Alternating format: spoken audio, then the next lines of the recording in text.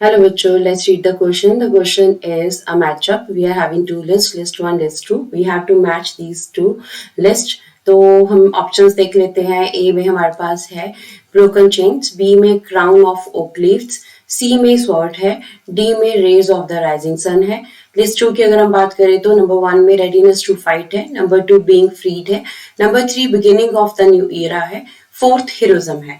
तो यहाँ पे हमारे पास जो है इन्होंने लिस्ट वन लिस्ट टू में कुछ ऑप्शंस जो हैं हमें दिए हैं, हमें जो कनेक्ट करनी है लिस्ट वन को लिस्ट टू से कनेक्ट करना है.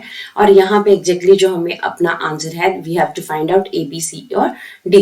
तो अगर की कॉन्सेप्ट की हम बात करें, अगर हम लिस्ट वन को देखते हैं तो लिस्ट वन को देख के हमें क्या पता लगता है कि these are the meanings of the symbols of Germania, the allegory of Germany.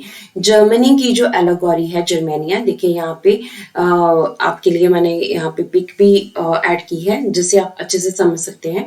सो यहाँ पे क्या हमारे पास क्या है, जर्मेनिया, ये एलोगरी है जर्मनी की. इसके जो सिंबल्स हैं, इसने जो यूज किया हुआ है, इसके जो सिंबल्स हैं यही हमें यहाँ पे दिए हुए हैं और हमें इनका जो मीनिंग है वो फाइंड आउट करना है.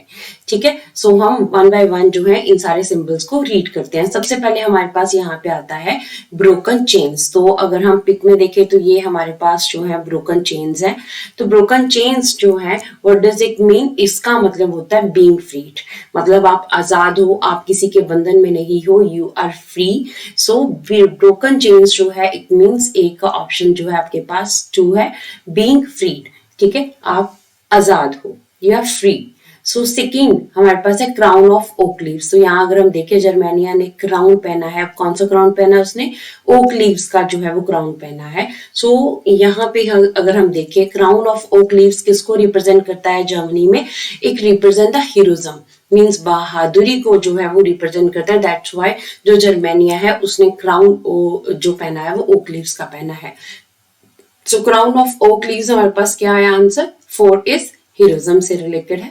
नंबर थ्री हमारे पास जो स्वॉर्ड है, तो स्वॉर्ड अगर इसके हाथ में देखे तो उसने जो है तलवार ली हुई है, स्वॉर्ड ली हुई है, तो that is readiness to fight, मतलब लड़ने के लिए हमेशा तैयार है. अगर कुछ इनजस्टिस हो रहा है तो I am ready to fight. ठीक है, तो इसको रिप्रेजेंट कर रही है.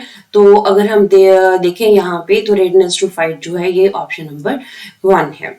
अब rays of the rising sun, अगर आप ध्यान से इस पिक्चर को देखो तो पीछे जो है हमारे पास क्या है, कुछ रेज हमें नजर आ रही हैं. दीज आर द रेज, ये रेज है हमारे पास जो जर्मेनिया के पीछे है. अब रेज किस चीज को रिप्रेजेंट कर रही है, rays of the rising sun represent कर रही है beginning of the new era, कि न्यू इरा जो है वो स्टार्ट होएगा, जर्मनी यूनिफाइड होएगा.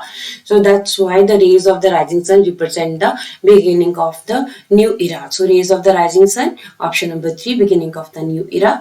तो इसके साथ हमारे पास क्या है, इसके साथ हमारे पास जो है ये कंप्लीट हो गए हमारे जो ऑप्शंस हैं, these are complete. So let's see what the right answer here. A का हमारे पास जो है दैट इज टू. तो ए का टू हमारे पास दो ऑप्शंस में आ रहा है, ए में और डी में. तो हम बी को और सी को जो है इनकरेक्ट कर देते हैं बिकॉज इसको देखने की जरूरत नहीं है, हमारे पास ऑलरेडी हमें ए का अगर आंसर पता है. तो बी है हमारे पास crown of oak leaves, that is heroism. तो बी का है फोर. अब यहाँ पे हमारे पास सिर्फ ऑप्शन ए में ही आंसर आ रहा है, ऑप्शन डी में नहीं आ रहा. बी का वन है, it mean this is also incorrect. हमारे पास जो राइट आंसर है हमें मिल गया है, दैट इज ए. तो अगर हम इनको देखें तो ए का हमारे पास टू है, बी का हमारे पास फोर है हीरोइज्म, सी का जो स्वॉर्ड है that is related with redness to fight, C का वन है, डी का rays of the rising sun is related with the beginning of new era, D का थ्री है. सो इसके साथ हमारे पास एग्जैक्टली जो आंसर है we are getting it. Option number A is the exact answer of this matchup. So hope so you understood the question as well as the answer. Thank